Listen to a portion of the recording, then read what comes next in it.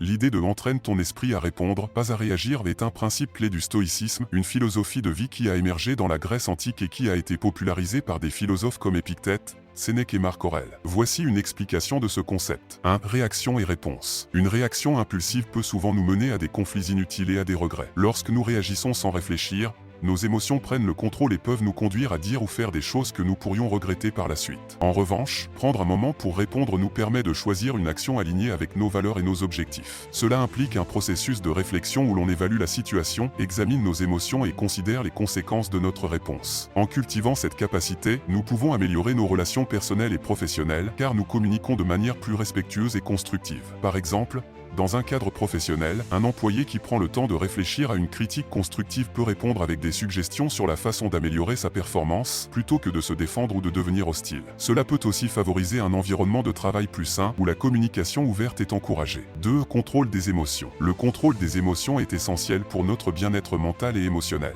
Le stoïcisme nous enseigne que bien que nous ne puissions pas toujours contrôler les événements externes, nous pouvons contrôler nos réactions internes. En apprenant à gérer nos émotions, nous pouvons réduire notre stress et notre anxiété, ce qui nous permet de vivre plus sereinement. Les exercices de respiration, la méditation et la pleine conscience sont des outils pratiques qui peuvent nous aider à développer cette maîtrise. Par exemple, lorsque nous ressentons une montée de colère, prendre quelques respirations profondes peut nous aider à nous recentrer avant de répondre. Les stoïciens soulignent également l'importance de la réflexion quotidienne pour évaluer nos émotions et nos actions, nous permettant d'apprendre de nos expériences. En pratiquant cette gestion émotionnelle, nous cultivons une résilience qui nous permet d'affronter les défis de la vie avec calme et assurance. 3. Importance de la perspective. La perspective joue un rôle déterminant dans notre expérience quotidienne. En adoptant une vision stoïque des événements, nous pouvons réduire notre souffrance et augmenter notre satisfaction. Par exemple, face à une situation difficile, si nous choisissons de voir cette épreuve comme une occasion d'apprentissage plutôt que comme un obstacle insurmontable, nous changeons notre approche et notre état d'esprit. Cette modification de perspective nous permet également d'être plus empathiques envers les autres,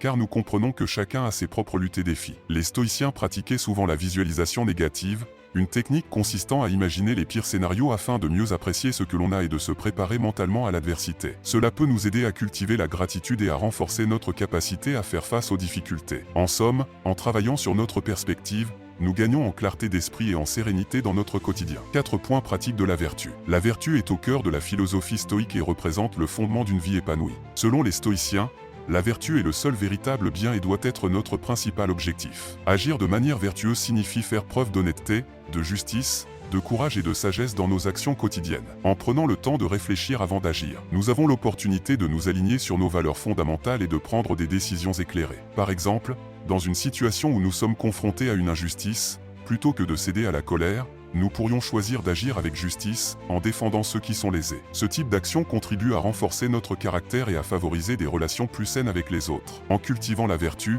nous ne devenons pas seulement de meilleures personnes, mais nous influençons également positivement notre entourage, créant un effet domino de bienveillance et de respect. 5. Développement personnel. Le développement personnel est un voyage continu qui nécessite engagement et dévouement. En nous entraînant à répondre plutôt qu'à réagir, nous sommes sur la voie de l'amélioration constante de nous-mêmes. Cela implique la prise de conscience de nos pensées, de nos comportements et de nos émotions, et la volonté de les ajuster lorsque nécessaire. Les stoïciens encourageaient l'introspection et la réflexion quotidienne pour évaluer nos actions et nos réactions. Par exemple, tenir un journal peut nous aider à analyser nos interactions quotidiennes, à identifier nos schémas de pensée négatifs et à réfléchir à des moyens de les corriger. De plus, en cultivant des qualités telles que la patience, la résilience et l'empathie, nous nous préparons mieux à faire face aux défis de la vie. Ce cheminement vers le développement personnel nous permet également d'avoir un impact positif sur ceux qui nous entourent, en devenant des modèles de comportement réfléchis et équilibrés.